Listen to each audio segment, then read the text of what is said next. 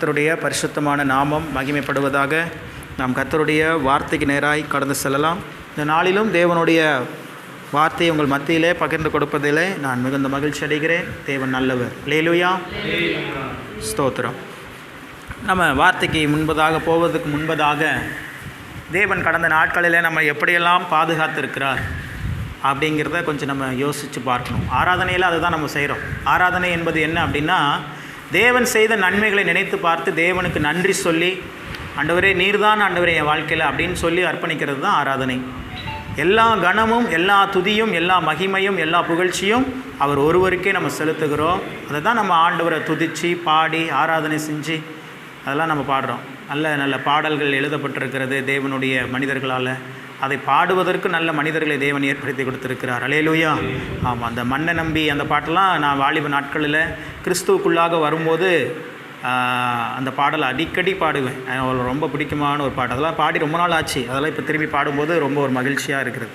அவர் பேர் என்ன பிரதர்? அந்த பாட்டு எழுதின ஒரு பேர் ஒரு நல்ல ஞானசேகர். நல்ல அவர் முஸ்லீமாக இருந்து ஆண்டவரை ஏற்றுக்கொண்டு அந்த நாட்களில் பயங்கரமான ஒரு எழுப்புதல் பாடல் மூலமாக எங்கே பார்த்தாலும் பட்டி தொட்டிலாம் அவர் பாட்டு தான். பல பாடல் இருக்குது அவர் பாடல். இப்போ கேட்டாலும் நல்ல ஒரு பிரசன்னத்தோடு அந்த பாடலை நம்மளால் அனுபவித்து பாட முடியும். உண்மையான உணர்வுகளோடு பாட முடியும். இதெல்லாமே ஆண்டவர் செய்த நன்மைகளை நினச்சி பார்க்கும்போது தான். பாருங்க, நேற்று நான் ஒரு கடைக்கு ஷேவ் பண்ண போயிருந்தேன். அங்கே பேப்பர் படிச்சுட்டு இருந்தேன். உள்ளார ஆள் இருக்காங்கன்ட்டு. அப்போ ஒரு செய்தி வாசித்தேன். ரொம்ப சிம்பிளாக தான் எழுத போட்டு, சின்னதாக ஒரு இடத்துல போட்டிருந்தது. ரொம்ப மனசு கஷ்டமாக இருந்தது. கோவையில் பள்ளி மாணவி என்ன பண்ணியிருக்கு அப்படின்னா, மாடு முட்டை வருதுன்னு சொல்லி பயந்து இப்படி போயிட்டே இருந்திருக்குது. திடீர்னு ஏதோ மாடு முட்டுற மாதிரி வந்திருக்குது. மாடு முட்டுற மாதிரி வந்திருக்குன்னு சொல்லிட்டு டக்குன்னு இப்படி வேகமாக போயிருக்குது. பின்னாட்டிருந்து வந்த பைக்கார் அடித்து மரணம். ஹாஸ்பிட்டலில் அட்மிட் ஆகி உயிரை காப்பாற்றலாம் இல்லை, மரணம், அவ்வளோதான், உயிரே போச்சு. பார்த்தோன்னே எனக்கு ரொம்ப ஷாக்காக இருந்துச்சு. ஒரு மனுஷனுக்கு மரணங்கிறது எப்படிலாம் வருது பாரு. ஒரு மாணவி, பள்ளி மாணவி, ஸ்கூல் முடிஞ்சு நடந்து போயிட்டுருக்குது. அந்த மாடு முட்டை வருதுன்னு சொல்லி பயந்து இப்படி தள்ளனது தான் பின்னாடி. ஏன்னா இதில் யார் குத்தம் சொல்ல முடியும்? மாடு முட்டை வந்துருச்சு. இந்த பாப்பா அந்த பார்த்தோன்னே இப்போ மெர்சிலாம் பார்த்தீங்கன்னா அங்கே நாய் குலைக்குதுனாவே இங்கேயே வண்டி ஆட ஆரம்பிச்சிடும். என் வண்டி, ஏன்னா அங்கே நாய் இருக்குதான். அதனால் அது மாதிரி ஒரு சிலர் பயந்து சோபத்தில் இருப்பாங்க. அது அவங்களோட தப்பு இல்லை. ஆனால் நான் பயப்பட மாட்டேன். எவ்வளோ நாய்கள் கூட்டமாக இருந்தாலும் நான் வண்டியில் போனாலும் சரி, நடந்து போனாலும் சரி, நம்ம பாட்டு போவோம் அப்படின்னு சொல்லிட்டு போவோம். அது எல்லாருக்கும் அந்த தைரியம் இருக்குன்னு சொல்ல முடியாது இல்லை. அது மாதிரி ஒரு பயத்தில் டக்குன்னு ஏதோ ஒன்று செய்கிறது தான். ஆனால் அந்த நேரத்தில் பாருங்கள், அந்த பைக்காரர் நினச்சிருக்க மாட்டார். அவர் பாட்டு சரி அந்த பாப்பா அங்கே ஓரமாக தான் நடந்து போய்ட்டுருக்குதுன்ட்டு இவர் வேகமாக வந்திருக்கிறாரு. டக்குன்னு அந்த ஒரு 5 நிமிஷத்தில் அந்த அடித்ததில் அந்த பொண்ணு இறந்து போனது. அவங்க வீட்டில் எவ்வளோ வேதனையாக இருந்திருக்கும். ஸ்கூலுக்கு படிக்க போன பொண்ணு, மாணவி, எத்தனை வயசுன்னு தெரில, தெளிவாக அதில் போடல. நான் படித்து பார்க்கல, அந்த ஹெட்டிங்கை மட்டும் படித்து பார்த்தேன். அது ஃபஸ்ட்டு வரி எப்படி இறந்து போணுச்சுன்னு பார்த்தேன், அவ்வளோதான். அப்படிலாம் இன்றைக்கி ஜனங்கள் மரணித்து கொண்டு இருக்கிறாங்க. இப்போ இன்றைக்கி ஜீவனோடு இந்த இடத்துல நின்று தேவனை ஆராதனை பண்ணிட்டு இருக்கிறோன்னா எவ்வளோ பெரிய கிருபை பாருங்கள். அல்லேலூயா. அந்த மாணவியை காட்டிலும் நம்ம பரிசுத்தமாக இருக்கிறோமாங்கிறது தெரில, அந்த மாணவியை காட்டும் நம்ம நல்லவங்களாங்கிறது நமக்கு தெரியல. ஆனால் தேவன் நம்ம மீது இரக்கம் உள்ளவராக இருக்கிறார். அதனால் தேவன் நம்ம ஒவ்வொரு நாளும் என்ன பண்ணிகிட்டு இருக்கிறாரு? நாட்களை கூட்டி கொடுத்து கொண்டே இருக்கிறார். இது ஏழைகளுக்கு மாத்திரம் இல்லை, பெரிய பெரிய பணக்காரங்களுக்கும். நான் கடந்த நாட்கள் கொஞ்சம் 2 வாரத்துக்கு முன்னாடி சொன்னேன். ஒரு ஆம்ஸ்ட்ராங் அப்படின்னு சொல்லி ஒரு மாநில தலைவர் 20 லட்ச ரூபா மதிப்புள்ள துப்பாக்கி எப்போவுமே கையில் வச்சிட்ருக்கிறவர். திரளாக ஒரு 1000-500 வக்கீல்களை உருவாக்கினவர். ஏழை எளிய மாணவர்களுக்கு உதவி செஞ்சு அவ்வளோ நல்ல மனுஷன். பெரிய 1000 கோடிக்கு மேலே சொத்து இருக்குது. ஆனால் அவ்வளோ பணம் இருந்தோம், அவ்வளோ பாதுகாப்பு எல்லாம் இருந்தோம், அவ்வளோ ஜனங்கள் சுற்றி இருந்தோம், படுகொலை செய்யப்பட்டார். அப்போது இதுக்கெல்லாம் என்ன காரணம்? தேவன். இதெல்லாம் பார்க்கும்போது நமக்கு என்ன உணருது அப்படின்னா, தேவன் நம்ம கூட இருக்கிறார். அல்லேலூயா. இன்றைக்கி எனக்கு எதுவும் ஆகலைல்ல, காரணம் அவர் தான் அப்படிங்கிற மாதிரி நம்ம உணர்ந்தால் தான் இன்னும் தேவனுடைய பாதுகாப்பும் தேவனுடைய பராமரிப்பும் நம்மை தொடரும். அல்லேலூயா. அதே போல் நீங்கள் சும்மா அங்கே மருத்துவமனைக்கு, கவர்மெண்ட் ஹாஸ்பிட்டலுக்கு எப்பயாவது நீங்கள் உள்ளே போய் பாருங்களேன், சும்மா ஒரு விசிட் பண்ணி பாருங்களேன். எனக்கு தெரிஞ்சு ஒரு மாதத்தில் ஒரு தடவையாவது நம்மளை என்ன பண்ணோம், எல்லோரும் எங்கெங்கேயோ டூர் போகிறாங்க. நான் உங்களெல்லாம் ஜிஹெச்சுக்காக டூர் கூட்டு போகலான்னு இருக்கேன். 1 மாதம் பெரம்பலூர் ஜிஹெச்சு, 1 மாதம் திருச்சி ஜிஹெச்சு, 1 மாதம் அரியலூர் ஜிஹெச். எதுக்கு அப்படின்னா, அங்கே இருக்கிற எல்லா மக்களையும் அப்படியே போய் பார்த்துக்கிட்டு வரணும். அங்கேயும் பெரிய பெரிய பணக்காரங்களும் கிடக்கிறாங்க, பெரிய சொத்து வசதி படைச்சவங்களாம் இருக்கிறாங்க, எல்லாம் இருக்கிறாங்க. ஆனால் பார்க்குறதுக்கு கூட ஆள் இல்லாமல் அப்படியே கிடக்கிறதையும் பார்க்குறோம். என்ன உடம்புல என்ன வியாதினே தெரியாமல் அட்மிட் ஆகிருக்கிறவங்கள பார்க்குறோம். இதெல்லாம் பார்க்கும்போது இன்றைக்கி ஆண்டவர் அந்த நிலைமையெல்லாம் நம்மளுக்கு வராமல் நம்மளை பாதுகாத்து இருக்கிறாரு. நம்முடைய ஆண்டவர் எவ்வளோ நல்லவர் அப்படிங்கிறத நம்ம உணரும்படியாக செய்யும். அல்லேலூயா. இப்போது நம்ம என்ன நினைக்கிறோம்னா, எனக்கு இன்னும் நான் நினச்சது நடக்கலை, எனக்கு இன்னும் நான் விரும்பினது நடக்கலை, எனக்கு இன்னும் ஒரு அற்புதம் நடக்கலை, அப்படி தான் நம்ம நினைக்கிறோம். ஆனால் நீங்கள் ஒரு விஷயத்தை நல்லா கவனித்து பார்த்தீங்க அப்படின்னா, நமக்கு தெரியாமலே ஆண்டவர் பல நன்மைகளை நம்மை சுற்றி செய்து கொண்டு தான் இருக்கிறார். ஏன்னா வசனம் சொல்லுகிறது, பிசாசானவன் யாரை விழுங்கலாமோ என்று இரவும் பகலும் வகை தேடி சுற்றி திரிந்து கொண்டே இருக்கிறான். அவனுக்கு நைட்டும் பகலும் ஒரே வேலை தான், நம்மளை எப்படியாவது விழுங்கிடணும், நம்மளுக்கு எப்படியாவது பிரச்சனைகளை கொடுத்துடணும், நம்மளை எப்படியாவது விசுவாச வாழ்க்கையை விட்டு வெளியே கொண்டு வந்துடணும், நம்மளை எப்படியாவது சபைக்கு போக விடாமல் தடுத்துடணும், நம்மளை எப்படியாவது பரிசுத்த வாழ்க்கையிலேருந்து வெளியே கொண்டு வந்துடணும்னு சொல்லி அவன் நைட்டு பகலாக ஒர்க் பண்ணிகிட்டு இருக்கிறான். அப்போது எப்படா விழுவோம் என்று சொல்லி ஒருவன் காத்து கொண்டிருக்கிறான். ஆனால் நீ எப்போதுமே விழமாட்டாய் என்று சொல்லி தேவன் நமக்கு சங்கீதத்தில் வாசித்த மாதிரி நம்மளை சுற்றி சூழ்ந்து கொண்டிருக்கிறார். அல்லேலூயா. அதை தான் பெர்க்மன்ஸ் ஐயா பாடுகிறார், ஆராய்ந்து அறிந்திருக்கின்றீர், சுற்றி சுற்றி சூழ்ந்திருக்கின்றீர். அதை நான் யோசித்து பார்த்தேன், சுற்றி சுற்றி ஏன் சூழ்ந்திருக்கிறாரு? இப்போ உதாரணத்துக்கு பிசாசு இங்கே நின்று என்னை எப்படியாவது அட்டாக் பண்ணலான்னு பார்க்கும்போது ஆண்டவர் இங்கே வந்து நின்றுவார். அவன் பார்க்குறான், ஐயோ ஆண்டவர் இருக்கிறாரா அப்படின்னு சொல்லிட்டு அப்படியே சுற்றி இங்கே வந்து நின்று இப்படி வந்துடலான்னு பார்க்குறான். அப்போ திடீர்னு ஆண்டவர் என்ன பண்ணுறாரு, சுற்றி அப்படியே சூழ்ந்து இங்கே நிற்கிறார். இப்படி ஒரு இமைப்பொழுது கூட நம்மளை கைவிடாமல் நம்மளை பாதுகாத்து கொண்டே இருக்கிறார். பிசாசே நைட்டும் பகலும் வேலை செய்கிறான் அப்படின்னா, நம்முடைய ஆண்டவர் வசனம் சொல்லுது, இஸ்ரவேலை காக்கிறவர் தூங்குகிறதும் இல்லை, அவருக்கு நோ ஸ்லீப்பு நோ ரெஸ்ட் எடுக்கிறதே இல்லை. அவருடைய ஒர்க்கு தம்முடைய பிள்ளைகளை பாதுகாத்து கொண்டிருக்கிறதே. வசனம் சொல்லுது, அவருடைய கண்கள் பூமி எங்கும் உலாவி கொண்டே இருக்கிறதாம், பூமி எங்கும் உலாவி கொண்டே இருக்கிறது. அவ்வளோ ஒரு நல்ல தெய்வத்தை நம்முடைய சொந்த இரட்சகராக நாம் வைத்திருக்கிறோம். அல்லேலூயா. இதெல்லாம் நம்ம நினச்சி பார்க்கணும். இதெல்லாம் நினச்சி பார்க்கும்போது என்ன நடக்கும் பிரதர்னு கேட்டிங்க அப்படின்னா, உங்கள் வாழ்க்கையில் இன்னும் கிருபை பெருகும். ஏன்னா வசனம் சொல்லுது, அநேகருடைய ஸ்தோத்திரத்தினாலே கிருபையானது பெருகும். அப்போ நீங்கள் இதெல்லாம் நினைக்கும் போது என்ன பண்ணுவீங்க, மனசில் டக்குன்னு உங்களை அறியாமலே ஒரு ஸ்தோத்திரம் வரும். ஆண்டவரே இவங்களுக்குலாம் இப்படி இருக்கிறாங்க, ஆனால் எங்களுக்கு எந்த பிரச்சனையும் இல்லாமல் வச்சுருக்கிறீங்க, உங்களுக்கு ஸ்தோத்திரம் அப்படின்னு நீங்கள் சொல்லும் போது ஒரு கிருபை உங்கள் வாழ்க்கையில் பெருக ஆரம்பிச்சிடும்.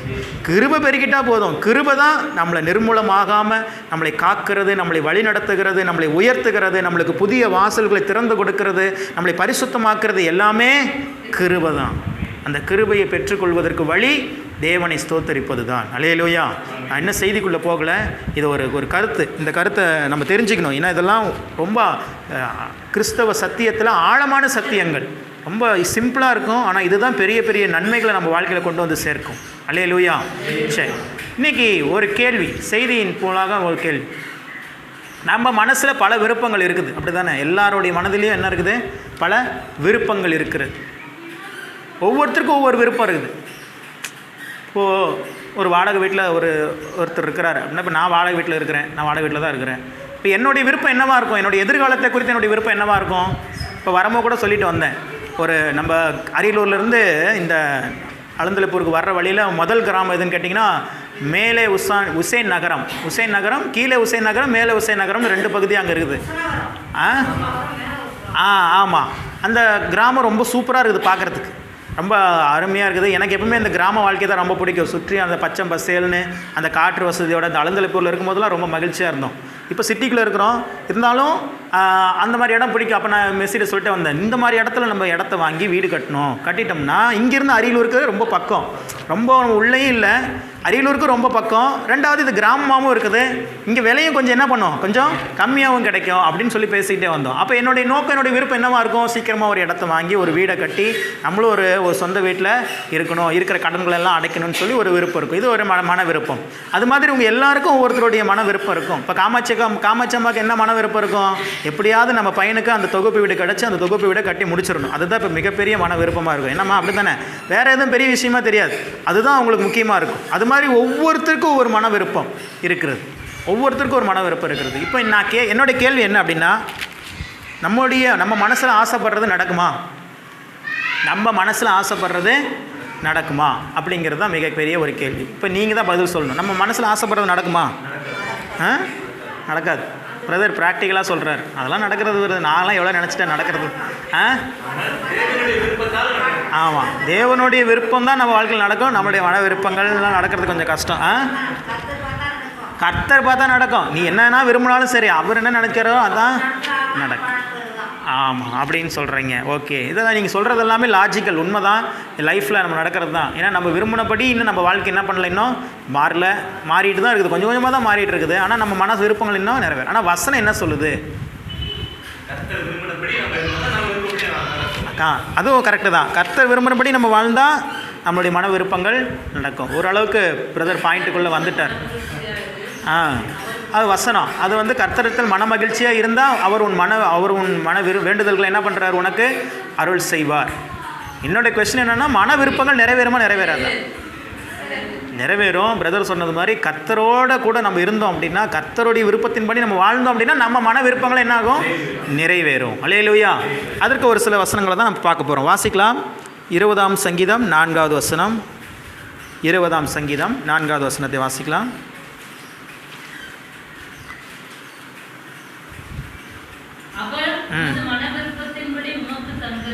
அவர் உமது மன விருப்பத்தின்படி உமக்கு தந்தருளி உமது ஆலோசனைகளை எல்லாம் நிறைவேற்றுவராக. கண்களை மூடி ஜெபிப்போம். வார்த்தையாகிய தேவனே எங்கள் மத்தியில் வெளிப்படும். பேசுகிறவர்கள் நீங்கள் அல்ல, பிதாவின் ஆவியானவரே உங்களிலிருந்து பேசுகிறார் என்று சொன்ன வார்த்தை கனப்படுத்தி அருளும். சொல்லும் அடியார்கள் கேட்கிறோம். திருவசனத்தை கேட்கிறவர்களாய் மாத்திரமல்லாமல் அதன்படி செய்கிறவர்களாய் மாற எங்களை அர்ப்பணிக்கிறோம். இயேசு கிறிஸ்துவின் நாமத்தில் பிதாவே, ஆமென். அல்லேலூயா. இந்த இடத்துல வசனம் சொல்லுகிறது, அவருடைய மன விருப்பத்தின்படி உனக்கு தந்தருளி அப்படி இருக்குதா, இல்லை உனது மன விருப்பத்தின்படி உனக்கு தந்தருளின்னு இருக்கு? அப்போது தேவனுடைய ஆசை என்னன்னு கேட்டிங்கன்னா, உங்கள் ஆசை என்னவோ அதுதான் அவருடைய ஆசை. அல்லேலூயா. நீங்கள் என்ன ஆசைப்படுறீங்களோ அதை செய்து கொடுக்கறது தான் தேவனுடைய விருப்பம். அதுக்காக நீங்கள் பக்கத்து வீட்டுக்கார ரத்தம் கக்கி சாகணும்னு நினச்சிங்கன்னா அதை ஆண்டவர் விரும்ப மாட்டார். நியாயமான கோரிக்கைகள், நியாயமான காரியங்கள். அதே பக்கத்து வீட்டுக்காரன், ஆண்டவர் இவன் ரட்சிக்கப்பட்டு ரொம்ப தொல்லை கொடுக்குறான், எனக்கு ரொம்ப பிரச்சனை பண்ணுறான், அவன் ரட்சிக்கப்பட்டு அவனும் சபைக்கு வந்து சாட்சி சொல்லணும்னு நினச்சிங்கன்னா அது நடக்கும். அது நியாயமான ஒரு காரியம். அவன் இல்லாமல் போயிடணும், அவனுக்கு இருக்கிறதெல்லாம் போயிடணும் அப்படி நினச்சோம்னா அது வந்து அந்த ஜெபம் கேட்கப்படாது. ஏன்னா வசனம் சொல்லுது, நான் என் இருதயத்தில் அக்கிரம சிந்தை கொண்டிருப்பேன், ஆனால் கர்த்தர் என் ஜெபத்திற்கு செவி கொடார். இதெல்லாம் பைபிளில் இருக்கிற வசனம். அப்போ நம்முடைய இருதயத்தில் அக்கிரம சிந்தை என்ன பண்ணக்கூடாது, இருக்கக்கூடாது. நல்ல சிந்தைகளோடு நீங்கள் ஆண்டவர்கிட்ட கேட்டிங்கன்னா உங்கள் மன விருப்பங்கள் நிறைவேறும். இன்றைக்கி ஆண்டவர் என்ன பிரதர் ஞாயிற்றுக்கிழமையில் இன்றைக்கி என்ன உங்களுக்கு சொல்ல சொன்னார்னா, ஒன்று தான், என் பிள்ளைங்கிட்ட போய் சொல்லு, அவங்களுடைய மன விருப்பங்களை நான் நிறைவேற்ற போகிறேன். அல்லேலூயா. உங்கள் மன விருப்பங்கள் எல்லாம் நிறைவேறுகிற மாதமாக இந்த மாதம் இருக்க போகிறது. அவர் சொல்கிறாரு, அவர் உமது மன விருப்பத்தின்படி உனக்கு தந்தருளி, அதோட ஸ்டாப் ஆகலை, உனது ஆலோசனைகளை எல்லாம் நிறைவேற்றுவார்.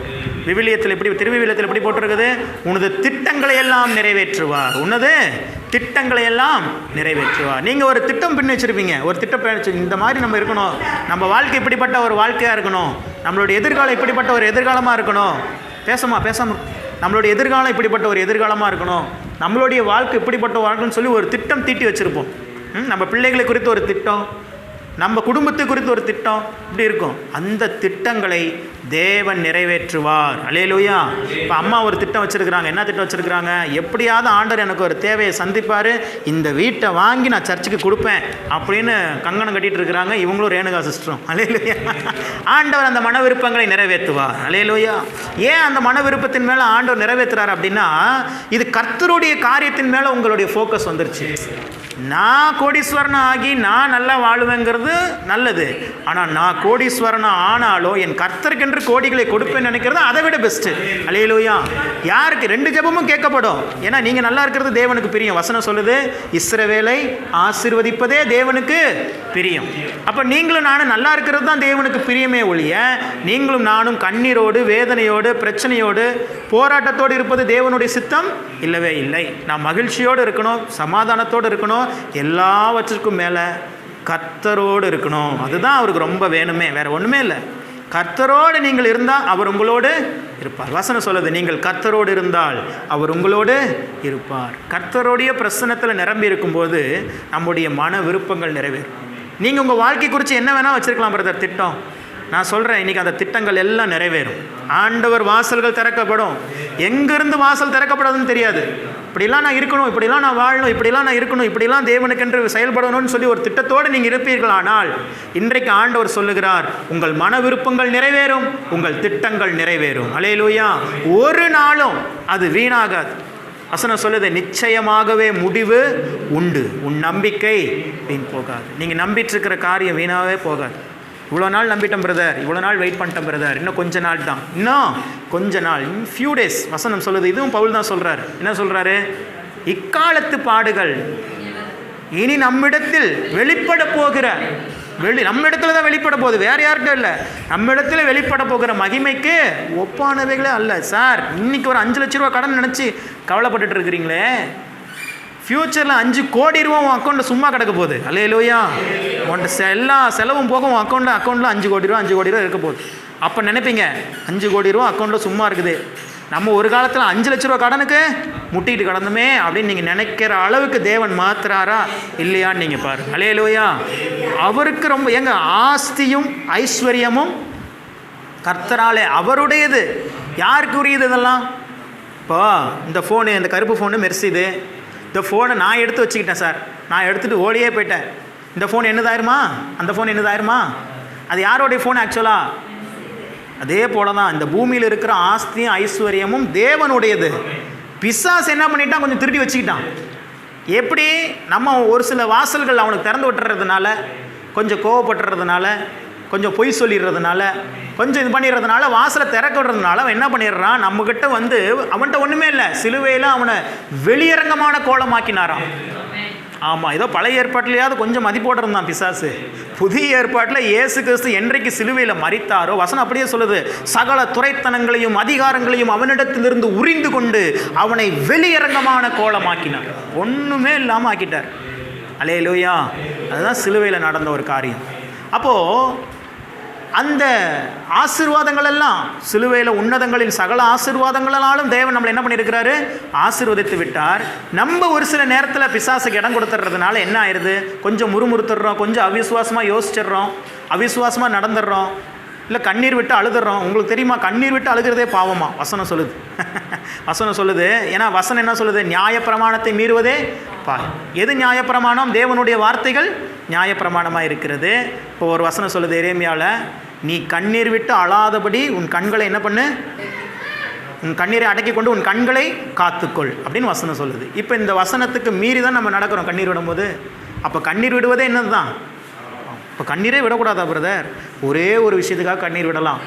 அழிந்து போகிற ஆத்துமாக்களுக்காக கண்ணீர் விட்டு நீங்கள் ஜெபிக்கலாம். அந்த ஆத்தும பாரத்தினால வேறு எதுக்காகவும் கண்ணீர் விடக்கூடாது. ஐயோ, கடங்கார நாளைக்கு வந்து கதவை தட்டுவானே, ஐயோ என் சரீரத்தில் இந்த வியாதியில் என் சரீரத்தை சாக போகுதே, ஐயோ என் லைஃப்பில் இன்னும் ஒரு மாற்றம் நடக்கலையே, ஒரு சொட்டு கண்ணீரும் வரக்கூடாது. அப்படி வந்துருச்சுன்னா நீங்கள் அவிசுவாசி. எதை குறித்தும் கவலைப்படாமல் எல்லாவற்றையும் குறித்து உங்கள் விண்ணப்பங்களை ஸ்தோத்திரத்தோடு கூடிய ஜபத்தினாலும் வேண்டுதலினாலும் உங்கள் தேவனுக்கு தெரியப்படுத்துங்கள். அவர் உங்களை விசாரிக்கிறவரானபடியால் உங்கள் கவலைகளை எல்லாம் அவர் மேல் வைத்து விடுங்கள். சார், உதயநிதி ஸ்டாலின் ஐயா அவருக்கு 2 லட்ச ரூபா கடனில் பாவம் ரொம்ப கஷ்டப்படுறாரு, யாராவது ஹெல்ப் பண்ணுங்கன்னு நான் சொன்னால் நம்புவீங்களா? ஏன் அவருக்கு அவ்வளோ படுவாரா? அப்படி இருந்தாலும் அவங்க அப்பா சீஃப் மினிஸ்டருங்க, அவர்கிட்ட இல்லாத பணம் இல்லை. நான் சொல்கிறேன், இவ்வளோ பெரிய உலகத்தில் ஒரு சின்ன நாடு இந்தியா. உலகத்தை நீங்கள் கன்சிடர் பண்ணும்போது இந்தியாங்கிறது ஒரு சின்ன நாடு. அந்த இந்தியாவில் தமிழ்நாடுங்கிறது ஒரு சின்ன மாநிலம். நீங்கள் ஒரு உலக உருண்டையிலேருந்து நீங்கள் தமிழ்நாட்டை பாருங்கள், ஒரு சின்ன புள்ளி தான். நான் அடிக்கடி பார்ப்பேன், இந்த ஸ்பேஸ் வீடியோஸ்லாம் பார்ப்பேன். இந்த நிலாவிலிருந்து பூமியை பார்க்குறது, இந்த ஸ்பேஸ் சர்வதேச விண்வெளி மையத்திலிருந்து பார்க்குறதெல்லாம் பார்ப்பேன், வீடியோவில் வரும், அதெல்லாம் பார்ப்பேன். பார்க்கும்போது நினைப்பேன், இவ்வளோ பெரிய உலகத்தில் ஒரு சின்ன ஒரு புள்ளி தான் ஒரு இந்திய நாடு. அந்த இந்தியா நாட்டில் இருக்கிற ஒரு சின்ன மாநிலம் தான் தமிழ்நாடு. அந்த தமிழ்நாட்டு மாநிலத்தினுடைய முதலமைச்சருடைய பையனே கவலைப்படலைன்னா, இந்த மாதிரி பூமி மாதிரி 1000 பூமியை படைச்சு ஆளுகை செய்து கொண்டிருக்கிறவர் நம்முடைய ஆண்டவர். அல்லேலூயா. அவர் நம்முடைய தகப்பன். நம்ம எதுக்கு பயப்படணும், நம்ம எதுக்கு கலங்கணும்? அதான் பெர்க்மன்ஸ் ஐயா பாடுறார், நானேன் கலங்கனும் என்னாயர் இருக்கையிலே, நானேன் கலங்கனும் என்னாயர் இருக்கையிலே, என் மீட்பர் நீர்தானையா, எனக்கொன்றும் குறையே இல்லை. குறை இருக்கும் வாழ்க்கையில், ஆனால் வாய் என்ன தான் சொல்லணும்? அப்படி சொன்னீங்கன்னா நடந்துடும். ஆக்சுவலாக நான் அடிக்கடி சொல்லுவேன், ஆவியின் மண்டலம்னு ஒன்று இருக்குது, பூமிக்குரிய மண்டலம்னு ஒன்று இருக்குது. விசிபிள் வேர்ல்டில் நம்ம பார்க்குறோம். இப்போ என்ன பார்க்குறேன்? விசிபிள் வேர்ல்டில் மெர்சியை பார்க்குறேன், பிரதர் விடிவில் பிரதரை பார்க்குறேன், காலை பிரதரை பார்க்குறேன், அம்மா அப்பா எல்லாத்தையும் பார்க்குறேன். இன்விசிபிள் வேர்ல்டுன்னு இங்கே ஒன்று இருக்குது. இந்த இடத்துல, இதே இடத்துல விசிபிள் வேர்ல்டு, பார்க்கக்கூடிய உலகத்தில் உங்களையெல்லாம் பார்க்குறேன். காணக்கூடாத ஒரு உலகமும் இங்கே சுற்றிட்டு இருக்கு. அந்த உலகத்தில் இங்கே தேவ தூதர்கள் உலாவி கொண்டு இருக்கிறாங்க. இந்த இடத்துல தேவாதி தேவனுடைய பிரசன்னம் இறங்கி இருக்கிறது. இந்த இடம் முழுவதும் தேவ மகிமையினால் நிரம்பி இருக்கிறது. இதெல்லாம் எப்போ உங்கள் கண்ணு பார்க்கணும்? உங்களுடைய ஆவிக்குரிய கண்கள் திறக்கப்பட்டுருச்சுன்னா இங்கே இருக்கிற எல்லாத்தையும் பார்க்க ஆரம்பிச்சிடலாம். அதாவது காணக்கூடாத உலகத்தில் காணப்படுகிற அந்த காரியங்களாம் நீங்கள் பார்க்க ஆரம்பிச்சிடலாம். இந்த இடத்துல பேசி கொண்டிருக்கிறது ஒரு மனிதன் அல்ல, பிதாவின் ஆவியானவர். வசனம் அப்படி தானே சொல்லுது. அல்லேலூயா. அப்போது அந்த காணக்கூடாத உலகம் எப்படி செயல்படும் அப்படின்னா, நீங்கள் பேசுகிற வார்த்தையினால தான் செயல்படும். அதனால தான் நான் அடிக்கடி சொல்லுவேன், உங்கள் வார்த்தையினால் வாழ்க்கையை ஜெயிக்கலாம். உங்கள் வார்த்தையே உங்கள் வாழ்வை வடிவமைக்கும். நான் சொன்னது போல் வாழ்க்கையில் குறைவுகள் இருக்கும், நெருக்கங்கள் இருக்கும், பிரச்சனைகள் இருக்கும். ஆனால் நம்ம சொல்லணும், என் மேய்ப்பர் நீர்தான் ஐயா அப்படின்னு சொல்லிட்டு, குறை ஒன்றும் எனக்கு இல்லையே. இப்போ என்ன ஆகுது? இந்த வார்த்தை அப்படியே போய் ஆவின் மண்டலத்தில் ஸ்டோர் ஆகி இவன் விசுவாசத்தில் பேசுகிறான். எதை விசுவாசிக்கிறான்? தேவனுடைய வார்த்தையை விசுவாசிக்கிறான். தேவனுடைய வார்த்தையே கிறிஸ்து தான். அல்லேலூயா. அந்த வார்த்தையை விசுவாசிக்கிறதுனால இவன் சொன்னபடியே இவன் ஆகட்டும்னு சொல்லிட்டு ஆவியின் மண்டலம் என்ன பண்ணும்? நீங்கள் குறையே இல்லைன்னு சொன்னீங்களா, அப்போ உங்களுக்கு குறையவே இல்லாத ஒரு வாழ்க்கை என்ன பண்ணிடும்? அனுப்ப ஆரம்பிச்சிடும். அல்லேலூயா. இது ஒரு நாள் ப்ராசஸ் அல்ல. ஒவ்வொரு நாளும் நீங்கள் செய்ய செய்ய செய்ய பேசி பேசி பேசி பழகணும். பழக பழக பழக ஆட்டோமேட்டிக்காக நன்மைகள் வாழ்க்கையில் நடக்க ஆரம்பிச்சிடும். புதுவிதமான ஞானங்கள், திடீர்னு யாருக்குமே தெரியாத ஒரு ஐடியா உங்களுக்கு தோண ஆரம்பிச்சு. ஆமாம், எனக்குலாம் நடந்திருக்கிறதுனால தான் உங்களுக்கு நான் சொல்கிறேன். ஷேர் மார்க்கெட் அப்படிங்கிறது மிகப்பெரிய ஒரு கடல். மிகப்பெரிய ஒரு கடலில் அங்கே மீன் பிடிக்கிறது அதை விட பெரிய விஷயம், சம்பாதிக்கிறேங்கிறது விஷயம். இப்போ நான் லாஸ்ட் நாளில் போன வாரத்தில் ஒரு யூடியூப் சேனல் ஒன்று ஆரம்பிச்சிருக்கிறேன் இந்த பிஸ்னஸ்க்காகவே. டெய்லி 1% ப்ராஃபிட் சேலஞ்சுன்னு சொல்லி பிரதருக்கெலாம் கூட அனுப்பி வச்சுன்னு நினைக்கிறேன். சப்ஸ்கிரைப் பண்ணியிருப்பீங்க. நீங்கள் யாராவது பார்க்கலாம், சப்ஸ்கிரைப் பண்ணுங்கள். நீங்கள் நம்ப மாட்டீங்க, சென்செக்ஸு அப்படின்னு சொல்லி ஒரு எக்ஸ்பைரி இருக்குது. இப்போ வெள்ளிக்கிழமை முடிந்தது. அந்த நாளில் ட்ரேட் பண்ண எல்லாருக்குமே 100ல் 90 பேர் லாஸ் ஆகிட்டாங்க. ஏன்னா ஒரு நிமிஷத்தில் ஒரு நியூஸ் வந்ததுனால மார்க்கெட் என்ன ஆயிடுச்சு? அப்படியே ஏறி இறங்கினதுனால என்ன ஆயிடுச்சு அப்படின்னா, பல கோடிகள் நஷ்டம் பல பேருக்கு. ஆனால் அன்னைக்கு பார்த்தீங்கன்னா எனக்கு லாபத்தில் இருக்குது. அல்லேலூயா. அதான் சொல்கிறேன், நீங்கள் என்ன பேசுகிறீங்களோ உலக பிரகாரமான மனுஷருக்கு கொடுக்கப்படாத ஞானம் உங்களுக்கு கொடுக்கப்பட்டுரும். எனக்கும் அதே 5000 ரூபா லாஸில் போயிட்டுருக்குது. அதே சுச்சுவேஷன் கரெக்டாக 10:53 டைம் மார்க்கெட் ஏறிட்டு இருந்த இறங்கிட்டு இருந்த மார்க்கெட்டு. ஆக்சுவலாக இன்றைக்கி இறங்குன்னு சொல்லி எல்லாம் பிளான் பண்ணி அதுக்கு உண்டான ட்ரேட் போட்டிருப்போம். ஆனால் மார்க்கெட் 400 பாயிண்ட் ஏறிடுச்சு. எனக்கு இங்கே ஃபோனில் எவ்வளோ காமிக்குது? -5000 காமிக்குது. என்ன செய்கிறதுன்னு தெரில கொஞ்சம் நேரத்தில். ஏன்னா இதெல்லாம் செகண்ட்ஸில் நடக்கிறது. விட்டோம்னா லாஸ்ட் 5000 ரூபா போயிடும் ஒரே நாளில். என்ன பண்ணுறதுன்னு தெரியல. அப்போ ஆண்டு டக்குன்னு ஒரு ஞாபகத்தை கொடுத்தாரு பாருங்க. ஏற்கனவே ஒரு ஸ்ட்ரைக்கை தான் வாங்கி நான் செல் பண்ணி வச்சுருக்கிறேன், அதை திரும்பி செல் பண்ணுன்னு சொல்லி ஒரு சத்தம். நான் என்ன பண்ணிட்டேன், டக்குன்னு வாங்கி அது எவ்வளோ போயிட்டுருக்குது என்னெல்லாம் பார்க்கல, திருப்பி ஒரு செல் பண்ணேன். அவ்வளோதாங்க. அப்படி செல் பண்ணோனையும் மார்க்கெட் திரும்பி இறங்க ஆரம்பிச்சிருச்சு. இறங்கினோடனே எனக்கு அப்படியே ப்ராஃபிட்டாக மாறிடுச்சு. அல்லேலூயா. எவ்வளோ 5000 ரூபா நஷ்டத்துலேருந்து 2000 ரூபா ப்ராஃபிட்டுக்கு வந்துருச்சு திடீர்னு. அப்போ எவ்வளோ அன்றைக்கி ஒரே நாளில் லாபம்னு பார்த்தீங்கன்னா, விட்டது 5000, அந்த 5000ம் வந்துருச்சு. அதுக்கு மேலே 2000 தேவன் கொடுத்தார். ஆக்சுவலாக என்னது இல்லை, வேற ஒரு அக்கௌண்ட்டை தான் ஹேண்டில் பண்ணுறேன். இது வேற ஒருத்தருடைய பணம், அவருடைய அக்கௌண்ட்டில் நான் ட்ரேட் பண்ணி கொடுக்குறேன், அவ்வளோதான். அதுக்கு எனக்கு மாதமானால் ஒரு சார்ஜஸ் கொடுப்பாங்க, அந்த மாதிரி ஒரு கால்குலேஷன். அப்படி எதுக்காக சொல்கிறேன் அப்படின்னா, இதெல்லாம் எப்படி நடக்குதுன்னா, இப்படி பேசி பேசி பேசி என் மேய்ப்பர் அவர் தான், எனக்கு குறை இல்லை, நான் வாழ பிறந்தவன் அல்ல ஆள பிறந்தவன். அல்லேலூயா. சொல்லுங்கள் பார்ப்போம். நீங்கள் வாழ்வதற்காக இந்த பூமிக்கு வரவில்லை, நீங்கள் ஆள்வதற்காக இந்த பூமிக்கு வந்தீர்கள். அல்லேலூயா. ஆளுகை உங்கள் கையில். பெர்கமான் செய்ய பாட்டெலாம் அதிகமாக பாடுங்க. அவர் சொல்கிறார்ல, அதிகாரம் கையிலே நாம் ஆளுவோம். அழுந்தலப்பூர்லேயே ஆள்றதை யோசிக்கிறீங்கன்னா, அவர் உங்களை தேசத்தை ஆள்வதற்காக உங்களை கொண்டு வந்திருக்கிறார். அல்லேலூயா. இந்த இடத்துல ஒரு நன்மை உண்டாகணும்னா உங்களை மீறி தான், இந்த இடத்துல ஒரு தீமை வரணும்னா உங்களை மீறி தான். அப்படிப்பட்ட ஒரு மிகப்பெரிய ஒரு ஸ்தானத்தில் தேவன் உங்களை வச்சிருக்கிறார். நீங்கள் நார்மலான ஆளே இல்லை, யூ ஆர் ஸ்பெஷல். நீங்கள் தெரிந்தெடுக்கப்பட்டவர்கள். அவரால் சூஸ் பண்ணியிருக்கிறார். 100 பேர் இருக்கிறாங்கன்னா நீ தான்ப்பா எனக்கு வேணும்னு சொல்லி உங்கள் கரத்தை பிடிச்சி இழுத்து வந்திருக்கிறார். அதனால தான் இத்தனை ஆயிரம் பேர் இந்த ஊரில் இருந்தாலும், இந்த பெரம்பலூரில், இந்த சிறுகளப்பூரில், இந்த அலந்தலைப்பூரில் இவ்வளோ பேர் இருந்தாலும் நீங்கள் இங்கே வந்து உட்கார்ந்துருக்கீங்க அப்படின்னா நீங்கள் சூசன், நீங்கள் தெரிந்தெடுக்கப்பட்டிருக்கிறீர்கள். இப்போ ஆண்டவர் இன்றைக்கி சொல்கிற ஒரு சத்தியம் என்னென்னா, உங்கள் மன விருப்பங்கள் எல்லாம் நிறைவேறும். இன்னொரு வசனத்தை வாசிக்கலாம். 21வது சங்கீதம் 2வது வசனம் அதே இதே தான் சொல்லுது. அதுக்கு காரணம் என்னென்னு நம்ம வாசிக்கலாம். 21வது சங்கீதம் 2வது வசனம், அவருடைய மன விருப்பத்தின்படி நீர் அவருக்கு தந்தருளி அவருடைய உதடுகளின் விண்ணப்பத்தை தள்ளாதிருக்கிறீர். இது ராஜாவுடைய குறித்து சொல்லப்படுகிற காரியம். ராஜாவுடைய மன விருப்பங்களே நீங்கள் நிறைவேற்றி அவருடைய உதட்டின் விண்ணப்பங்களை என்ன பண்ணாமல் இருக்கிறீங்க, தள்ளாது இருக்கிறீங்கன்னு சொல்கிறார். சரி, அப்போ ராஜா என்ன தான் பண்ணுறாரு அப்படின்னு பார்த்தீங்கன்னா 7வது வசனத்தை வாசிங்க. ஏன் அவருடைய மன விருப்பங்கள் நிறைவேறுது அப்படின்னா,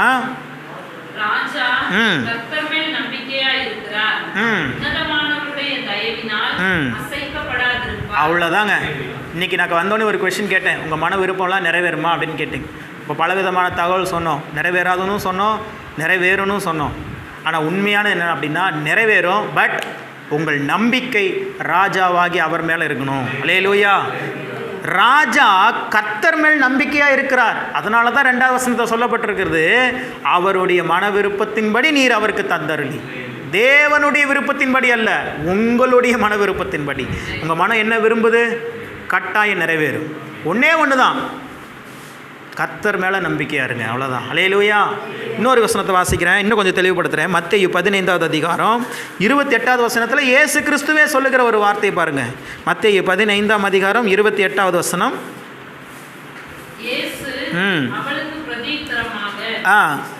ஸ்திரீயே, உன் விசுவாசம் பெரிது, நான் விரும்புகிறபடி உனக்கு ஆக கடவுது மகளே, அப்படி சொன்னாரா? நீ விரும்புகிறபடி உனக்கு. இந்த வசனங்கள் எல்லாம் எதை நிற்குது அப்படின்னா, நீங்கள் என்ன மனம் விரும்புகிறீங்களோ அது நடக்கும். பட் ஒன் கண்டிஷன், நீங்கள் கர்த்தர் மேலே நம்பிக்கையாக இருக்கணும். உங்கள் விசுவாசம் ரொம்ப பெருசாக இருக்கணும். இந்த வசனம் அப்படி தான் சொல்லுது. ஸ்திரியே, உன் விசுவாசம் பெரிது, நீ விரும்புகிறபடி உனக்கு ஆக கடவுள். நான் என்ன நினைக்கிறதுனா, நீ அதை விட பெஸ்ட்டாக நினச்சிட்ட. நான் தான் நினச்சிட்டேன், என் வார்த்தையை அவ்வளோ நீ நம்பிட்ட, என் மேலே அவ்வளோ விசுவாசமாக இருக்கிற. நீ என்ன விரும்புகிறப்போ அப்படியே உனக்கு ஆக கடவுள். ஆக கடவுதுன்னா நடந்தே தீரணும். அது கட்டளை, அது ரெக்வஸ்ட் இல்லை. ஆனாலும் ஆகும், இல்லைன்னா போயிடும், அப்படிலாம் இல்லை, கட்டாயம் ஆகும். அல்லேலூயா. இன்னைக்கு ஆண்டவர் உங்களுடைய விசுவாசத்தின் அளவை பெரிதாக்க வேண்டும் என்று சொல்லி விரும்புகிறார். எப்போ விசுவாசத்தின் அளவு பெரிதாகும்? வார்த்தையை கேட்க விசுவாசத்தின் அளவு பெரிதாகும். இன்னொன்று, நிறைய பிரச்சனைகள் சோதனைகள் வழியாக நீங்கள் போகும்போது தான் அந்த விசுவாசம் பெருசாக இருக்கா சின்னதாக இருக்குதாங்கிறத நீங்களே உங்களை குறித்து டெஸ்ட் பண்ணிக்குவீங்க. அல்லேலூயா. இவ்வளோ நெருக்கத்தின் மத்தியிலும் கர்த்தரை சார்ந்து இருக்கிறீங்களா, அதுதான் விசுவாசம், அதுதான் பெரிதான விசுவாசம். அல்லேலூயா. இந்த விசுவாசங்கிறது சாதாரணமான ஒரு விஷயமே இல்லை. ஆவியின் மண்டலத்தில் விசுவாசங்கிறது ரொம்ப பெரிய, எப்படி வார்த்தைக்கு எவ்வளோ பவர் இருக்குதோ அதே பவர் விசுவாசத்துக்கு இருக்கிறது. இந்த விசுவாசம் உங்களுக்குள்ளே இருந்துச்சு அப்படின்னா, தேவன் உங்களை சுகமாக்கணுன்னே இல்லை, தேவனிடத்திலிருந்து சுகம் உங்களை தேடி வந்துடும். எவ்வளோ பெரிய விஷயம் இது. தேவன் இறங்கி உங்களை சுகமாக்க வேண்டும் என்று இல்லை. அந்த விசுவாசம் என்ன பண்ணிடுது, தேவனுக்குள்ளே இருக்கிற சுகத்தையே கொண்டு உங்கள் கையில் கொடுத்துருது. அப்படி பைபிள் ஒருத்தர் நடந்திருக்குது. யாருக்கு சொல்லுங்கள் பார்ப்போம் கரெக்டாக. தேவன் அவங்கள போய் சுகமாக்கலை, ஆனால் தேவனிடத்தில் இருக்கிற சுகம் போய் ஒருத்தர் சுகமாக்கிடுச்சு. யாருன்னு கரெக்டாக சொல்லுங்க பார்ப்போம். சொல்கிறவங்களுக்கு ₹1 மிட்டாய். 100க்கு அதிபதி இல்லையே. தேவனிடத்துலேருந்து அவர் என்ன சொல்கிறாருன்னா, ஒரு வார்த்தை மாத்திரம் சொல்லும் அப்படின்னு சொல்லி வார்த்தையை கனப்படுத்துகிறாரு. நீ அது கரெக்டு தான் ஓரளவுக்கு, இருந்தாலும் இன்னும் அக்யூரேட்டாக சொல்கிற மாதிரி தேவனிடத்தில் இருக்கிற ஒரு, இப்போ சொன்னா கண்டுபிடிச்சிருவீங்க, ஒரு வல்லமை, தேவனிடத்திலிருந்து ஒரு வல்லமை கடந்து போய் ஒருத்தர் சுகமாக்கிடுச்சு. கரெக்ட். 12 வருஷம் உள்ள அங்கே அந்த வசனத்தை எழுதுங்க, சம்பவத்தை பாருங்கள். மார்க் 5வது அதிகாரம் 34வது வசனத்தை வாசிக்கலாம். மார்க் 5:34. 5ஆம் அதிகாரம் 34வது வசனம். இப்போ தான் இயேசு கிறிஸ்து சொல்கிறார், அவர் அவளை பார்த்து, மகளே, உன் கண்ணீர் உன்னை ரட்சித்ததுன்னு சொன்னாரா? உன் ஜெப வாழ்க்கை உன்னை ரட்சித்ததுன்னு சொன்னாரா? உன்னுடைய பரிசுத்த வாழ்க்கை உன்னை ரட்சித்ததுன்னு சொன்னாரா? உன்னுடைய விசுவாசம் உன்னை ரட்சித்தது.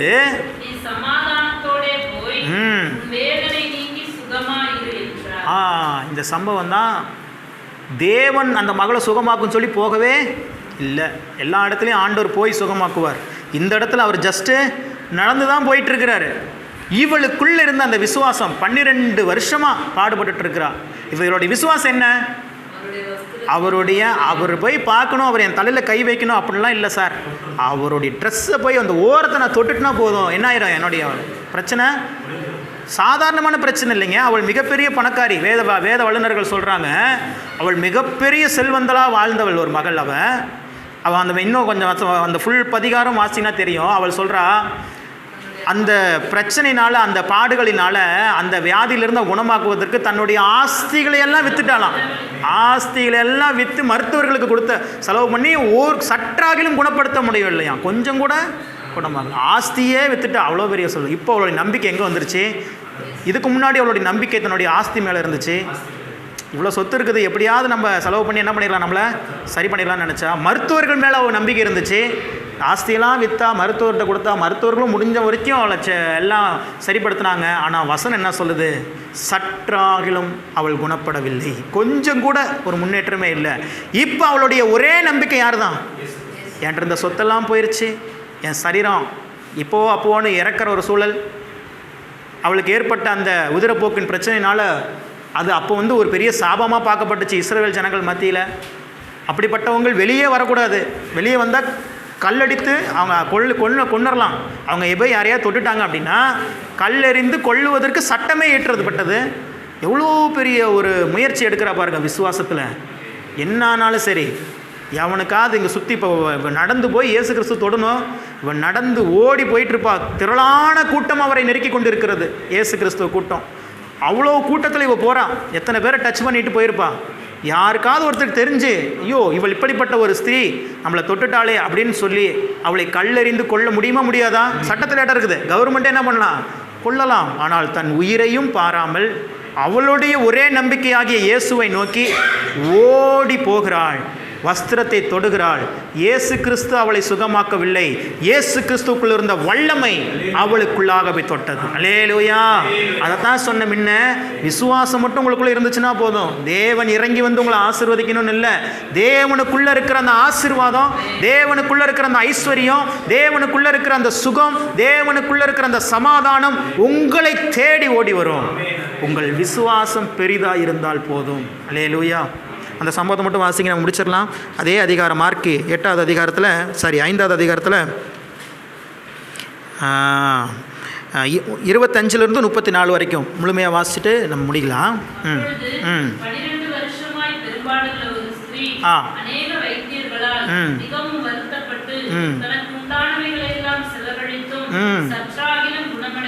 கொஞ்சம் கூட குணமடையல.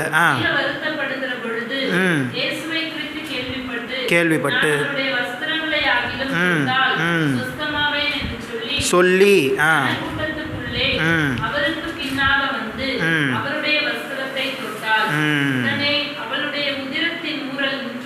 உடனே, இதெல்லாம் நான் சொல்ற ஒவ்வொரு வார்த்தையும் ரேமா வார்த்தைகள்.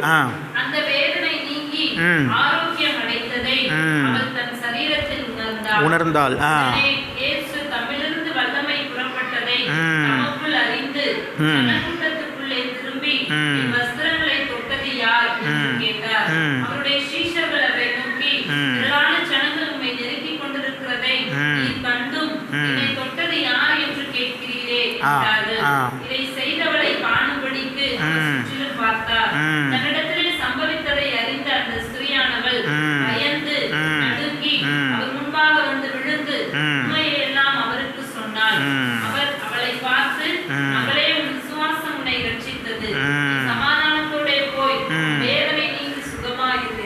இப்போ நான் சொன்னது அப்படியே பைபிளில் இருந்து உங்களுக்கு வாசிக்க ஆரம்பிச்சிட்டேன். எவ்வளோ பெரிய விஷயம் பாருங்கள். ஏன் அவன் பயந்து நடுங்கிறான்? இயேசு கிறிஸ்து இப்போ சுகம் ஆயிட்டா. இயேசு கிறிஸ்து பார்க்குறாரு, தன்னிடத்திலிருந்து வல்லமை சென்று போனதை அவர் உணர்ந்துட்டு தான் கேட்குறாரு, யார் என்னை தொட்டதுன்னு கேட்குறாரு. இவள் பயந்து நடுங்குகிறாள். ஏன் பயந்து நடுங்குறான்? ஏன்னா ஒரு சட்டம் இருக்குது அங்கே. சப்போஸ் இவள் இப்படிப்பட்ட ஒரு ஸ்திரீ வந்து இயேசுவையே, அது இயேசு பயங்கரமான யூத குலத்திலேயே ரொம்ப உயர்ந்த குலம், அவரை போய் தொட்டால் என்ன ஆகும், உடனே கல்லிருந்து கொண்டுருவாங்கன்னு சொல்லி தான் அவர் பயந்து நடுங்கி கொண்டு சொல்லுகிறாள். ஆனால் சொல்லிட்டான், எனக்கு தெரியும் எப்படி தெரியுதான் போகுது அப்படின்னு சொல்லிட்டான். சொன்ன உடனே ஆண்டவர் அங்கே பாருங்க, அந்த இடத்துல நிறைய வசனங்கள் நம்ம வாசத்தில் பார்க்குறோம். உடனே அப்படிங்கிற வார்த்தை ரொம்ப முக்கியம். அல்லேலூயா. நீங்கள் உங்கள் விசுவாசம் பெரிதாக இருந்தால் உங்கள் வாழ்க்கையில் உடனே அற்புதம் நடக்கும். அவள் இன்றைக்கி தொட்டுட்டு போயிட்டா இன்னொரு ஒரு வாரத்தில் உனக்கு சரியாயிருமா அப்படிலாம் ஆண்டவர் சொல்லலை. உடனடியாக நம்முடைய ஆண்டவர் த காட் ஆஃப் சடன், அவர் சடுதியிலே அற்புதங்களை செய்கிறவர். ஒரே ஒரு கீழ்காற்று தான் வீச பண்ணினார், எங்கேயோ இருக்கிற காடைகள் எல்லாம் முன்னாடி காலடியில் வந்து கொட்டிட்டு போயிடுச்சு. அல்லேலூயா. ஒரே ஒரு கீழ்காற்றை வீச பண்ணினார், முன்னாடி இருந்த செங்கடல் ரெண்டாக பொளந்துருச்சு. அல்லேலூயா. கட்டடை இடிகிறது பெரிய விஷயம் இல்லை, ஏதோ ஒரு நிலநடுக்கம் வந்தால் கூட என்ன ஆயிரும், இடிஞ்சு விழுந்துரும். எரிகோ மதில் கூட என்ன ஆயிரும், இடிஞ்சு விழுந்துரும் ஒரு நிலநடுக்கம் வந்துருச்சுன்னா. ஆனால் செங்கடல் ரெண்டாக பிளக்குமா? எவ்வளோ பெரிய சரித்திரமான காரியங்கள். யாருக்காக? தம்முடைய பிள்ளைகளுக்காக அவர் செய்கிறார். தம்முடைய பிள்ளைகள் அவர் மீது வைத்த விசுவாசத்தை கனம் பண்ணும்படி அவர் செய்கிறார். இன்றைக்கி 3 காரியம். 1, உங்கள் மன விருப்பங்கள், உங்கள் திட்டங்கள் எல்லாம் நிறைவேறும் என்று கர்த்தர் சொல்லுகிறார். அது நிறைவேறணும்னா நீங்கள் கர்த்தர் மேலே நம்பிக்கையாக இருக்கணும், விசுவாசத்தோடு இருக்கணும். அந்த விசுவாசம் பெரிதாக இருக்கணும். இவ்வளோதான். இந்த ஆர்டர் படி நீங்கள் வாழ ஆரம்பிச்சிட்டிங்கன்னா நீங்கள் உங்களை காட்டிலும் மேன்மையானவர்கள் இந்த பூமியிலே இல்லைங்கிற அளவுக்கு ஆண்டவர் உயர்த்தி வைத்திருவார். அல்லேலூயா. நான் சொல்வது போல், அடிக்கடி சொல்கிறது போல், நம்மை குறித்து தேவன் வைத்திருக்கிற சித்தம் மிகப்பெரியதாக இருக்கும். நீங்கள் லட்சங்களில் யோசித்து கொண்டு இருப்பீங்க, அவர் கோடிகளில் உங்களை ஆசீர்வதிக்கணும்னு சொல்லி திட்டத்தோடு இருப்பார். உங்களை கொஞ்சம் ஆயத்தப்படுத்திட்டு இருக்கிறார். திடீர்னு இன்றைக்கி 5 கோடி ரூபா அக்கௌண்ட் வந்துச்சுன்னா என்ன பண்ணுவீங்கன்னு உங்களுக்கே தெரியாது. நீங்களே இப்போ பிளான் பண்ணி வைங்க. அல்லேலூயா. 5 கோடி ரூபா இன்றைக்கி வந்தால் நான் என்ன செய்வேன் அப்படின்னு சொல்லி ஒரு லிஸ்ட்டு போட்டு வைங்க. ஆமாம், இதெல்லாம் விசுவாசத்தின் கிரியை. என்னது? இதுக்குண்டான சூழல் இருக்குதா? இல்லவே இல்லை. யாருப்பா நம்மளுக்கு 5 ரூபா முதல்ல அக்கௌண்ட்டில் அனுப்புகிறாங்களான்னு பார்ப்போம். 5 rupees அதுக்குள்ளே 5 கோடிக்கு போயிட்டீங்களே பிரதர் அப்படிங்கிற மாதிரி நீங்கள் யோசிக்கலாம். ஆனால் வசனம் அப்படி தான் செய்ய சொல்லுது.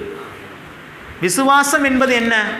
காணப்படாதவைகளின் நிச்சயம், நம்பப்படுகிறவைகளின் உறுதி.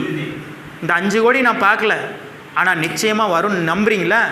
என் தேவன் எனக்கு தருவார் நம்புறீங்களா? அதுதான் விசுவாசம். எழுதி போட்டு வைக்கணும். நான் என் போய் வீட்டில் எத்தனை டைரி இருக்குது எல்லாம் எழுதி வச்சுருக்கிறேன் பத்திரமா. எனக்கு இவ்வளோ வந்தால் என்ன பண்ணுவேன், இவ்வளோ வந்தால் நீங்களாம் உங்களுக்கே கோடிகளை 5 கோடி 10 கோடி சொல்லணும். 4 லட்சம் கோடியில் கணக்கு வச்சுருக்கு. இந்தியாவில் 7 லட்சம் கிராமங்களிலும் 7 லட்சம் திருச்சபைகளை ஏற்படுத்தாமல் போவதில்லை என் ஜீவன் அப்படின்னு எழுதி வச்சுருக்கிறேன். அல்லேலூயா. ஒரு கிராமத்தில் ஒரு சர்ச்சை கட்டுறதுக்கே பல லட்சங்கள் தேவை. இந்தியாவில் இருக்கிற 7 லட்சம் கிராமங்களில் 7 லட்சம் திருச்சபைகளை கட்டுறதுக்கு எத்தனை லட்சம் கோடி தேவை? லட்சம் கோடி தான் தேவை. ஆனால் எழுதி வச்சுருக்கிறேன், தேவன் தருவாருங்கிற விசுவாசம். ஏன்னா என் வீட்டை 7 லட்சம் கிராமத்துலேயும் என் வீடு இருக்கணும்னு நான் நினைக்கல, 7 லட்சம் கிராமத்துலேயும் அவர் வீடு இருக்கணும்னு நினச்சிருக்கிறேன். அதற்காக தேவன் என்ன பண்ணுவார்? ஒரு நாள் கட்டாயம் நமக்கு செய்வார். உங்கள் விசுவாசத்தின் அளவு அவ்வளோ பெருசாக இருக்கணும். எந்த அளவுக்கு விசுவாசம் பெரிதாக இருக்கிறதோ அந்த அளவுக்கு உங்கள் வாழ்க்கையில் நன்மைகள் பெரிதாக இருக்கும். அதனால் இனிமேல் கன்ஃபியூஸ் ஆகாதீங்க. நான் மனசில் விரும்புகிறதெல்லாம் நடக்குமா பிரதர்? நீங்கள் நினைக்கிறது தான் பிரதர் நடக்கும் இனி. ஏன்னா நீங்கள் தேவனுடைய பிள்ளை, தேவனுடைய ரத்தம் உங்கள் மேலே தெளிக்கப்பட்டிருக்கிறது. உங்களுக்காகவே இயேசு கிறிஸ்து மரித்தார், உயிர்த்தார், 3ஆம் நாளில் உயிரோடு எழுந்து திரும்ப வரப்போகிறார். உங்களுக்கு செய்யாமல் வேறு யாருக்கு செய்ய போகிறார்? அல்லேலூயா.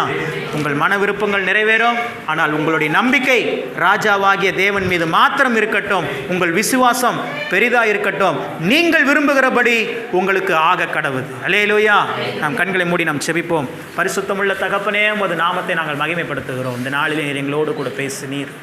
உமது வார்த்தைகள் எங்களை நோக்கி வந்தது. எங்கள் மன விருப்பங்களை எல்லாம் நிறைவேற்றுகிற தேவன் அவர். உமது மன விருப்பத்தின்படி உமக்கு தந்தருளி உனது திட்டங்களை எல்லாம் நிறைவேற்றுவார் என்று சொன்ன வார்த்தையை நாங்கள் எங்களுக்கென்று சுதந்திரித்துக் கொள்ளுகிறோம். இன்றைக்கு நாங்கள் பல மன விருப்பங்களோடு இருக்கிறோம், பல திட்டங்களோடு, எங்கள் எதிர்கால வாழ்க்கையில் பல திட்டங்களோடு இருக்கிறோம். அவைகள் எல்லாம் நிறைவேற்றப்படும் என்று சொல்லி இந்த நாளில் உங்கள் வார்த்தையிலிருந்து எங்களோடு பேசியிருக்கிறீர். ஆனால் எங்களுடைய இருதயம் உங்களையே நம்பி இருக்கணும். எங்கள் விசுவாசம் பெரிதாக இருக்கணும் ஆண்டவரே. அதற்கேற்றபடி எங்களை வழி நடத்துங்க. இந்த வார்த்தை கேட்ட ஒவ்வொருவரோடு மீதும் இந்த வார்த்தையின் வல்லமை தங்கியிருப்பதாக இன்றைக்கு நம்முடைய ஊழியக்காரனாய் சொல்லுகிறேன். இவர்கள் விரும்புகிறபடி இவர்களுக்கு ஆக கடவது. இயேசுவின் நாமத்தில் நான் பேசுகிறேன். இவனுடைய மன விருப்பங்கள் எல்லாம் நிறைவேறட்டும். இவருடைய ஆலோசனைகள் திட்டங்கள் எல்லாம் நிறைவேற்றப்படட்டும். இவர்கள் வாழ்ந்திருப்பார்களாக, சுகித்திருப்பார்களாக, செழித்திருப்பார்களாக. இந்த உலக மக்களுக்கு ஒரு வெளிச்சமாக, சாட்சியாக உம்முடைய நாமத்திற்கு மகிமையாய் வாழ்ந்திருக்கட்டும் என்று சொல்லி ஆசீர்வதிக்கிறேன். இவர்கள் வீட்டில் ஆஸ்தியும் ஐஸ்வர்யமும் இருப்பதாக என்று சொல்லி நான் செபிக்கிறேன். கடன் இல்லாத ஒரு வாழ்க்கை, கண்ணீர் இல்லாத ஒரு வாழ்க்கை, பலவீனங்கள் இல்லாத ஒரு வாழ்க்கை இவர்கள் மீது நான் பேசுகிறேன். இன்றைக்கு அவைகளை ரிலீஸ் பண்ணுகிறேன் இயேசுவின் நாமத்தில். இவர்கள் வாழ்க்கை அடைக்கப்பட்ட வாசல்கள் எல்லாம் இன்றே திறக்கப்படுவதாக இயேசு கிறிஸ்துவின் நாமத்தினால இந்த வார்த்தையின்படியே ஆன்லைனில் பார்க்கிற ஒவ்வொருவரையும் ஆசீர்வதிக்கிறேன். அவருடைய மன விருப்பங்கள் எல்லாம் நிறைவேறட்டும். அவருடைய ஆலோசனைகள் திட்டங்கள் எல்லாம் நிறைவேற்றப்படட்டும். எங்கள் விசுவாசம் பெரிதாகட்டும். இயேசு கிறிஸ்துவின் நாமத்தில் ஜெபித்தோம் எங்கள் ஜீவனுள்ள நல்ல பிதாவே. ஆமென், ஆமென். அல்லேலூயா.